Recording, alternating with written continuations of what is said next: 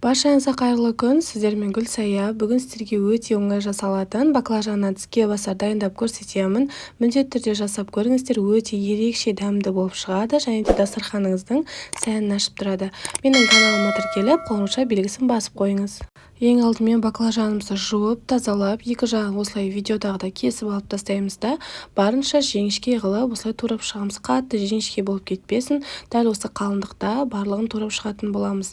Мінекей мен видеода барлығын турап шықтым. Мен екі баклажанды турадым және де барлығын турап болғаннан кейін арасына осылай видеодағыдай тұз сеуіп шығатын боламыз. Барлық баклажанға себуін қадағалаңыз.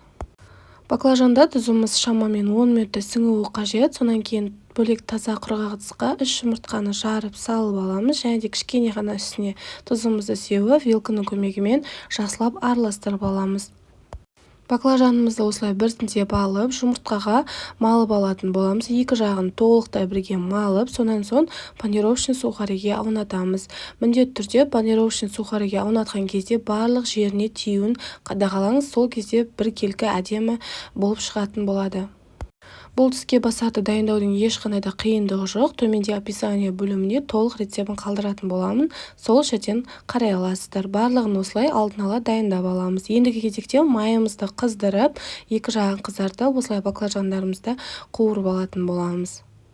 Құрметті менің көрерменім, маған әлі тіркелмеген болсаңыз, менің каналыма тіркеліп, қоңырауша белгісін басып қойыңыз. Толықтай бірінші жағы піскеннен кейін, не қарасаңыздар, видеода әдемі цветке еніп, әдемі болып піседі. Сонда екінші жағын аударып, осылай пісіріп алатын боламыз. Барлығын осылай пісіріп аламыз. Егер де сізде үйіңізде панировочный сухарий болмайтын болса, кәдімгі ұнды қолдана берсеңіз де болады. Ешқандай да артықшылығы жоқ. Мінекей мен барлығын пісіріп алдым. Өте әдемі болып шықты, иісі де өте керемет. Дәл осылай болып, екі жағын қызартып пісіріп аламыз. Ендігі кезекте суығанша біз салмасын дайындайтын боламыз. Бізге бір қияр, бір қызанақ және бір тәтті бүріш қажет болады. Барлығын осылай кубиктеп алдын ала турап шығамыз.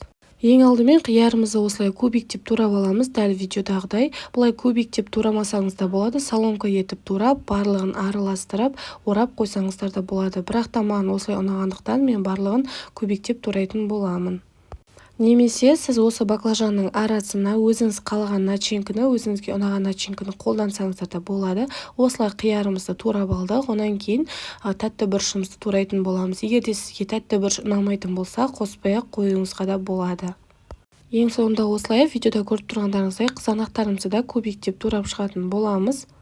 Құрметті менің көрерменім, менің каналымда өте оңай жасалатын және бір жасағаннан дәмді болып шығатын тіске басарлар өте көп, сол жерден қарай аласыздар. Содан кейін осылай чесногымызды майдалап, барынша пышақтың көмегімен майдалап турап шығамыз. Одан кейін зеленді қосамыз. Менде укроп қостым. Сіздер өзіңіз қалаған зеленді қоссаңыздар да болады. Барлығын енді бір ыдысымызға салып, үстіне чесногымызды саламыз және де укропымызды, және де кішкене ғана дәміне қарай тұзымызды қосып, 2 ас қасық болатын майонезімізді қосып жақсылап араластыратын боламыз. Майонезіңізді 2 ас қасықтан артық қосудың қажеті жоқ. 2 ас қасық осылай жеткілікті болып шығады. Ендігі барлығын видеодағыдай қылып жасап шығатын боламыз. Осылай 1 ас қасық көлемінде салып, баклажанымызға нығыздап орап шығамыз. Және де осылай түйреуішті түйреп қойсаңыздар да болады, әдемілігі үшін. Егер сізде болмаса, осылай жай ғана орап шықсаңыздар да жеткілікті. Дәл осылай барлығын жасап шығамыз. Мінекей осымен біздің баклажандарымыз дайын болды. Дастарханыңыздың сәнін ашып, өте әдемі болып, дәмді болып шығады. Егер де менің видеом ұнаса, менің каналыма тіркеліп алыңыз.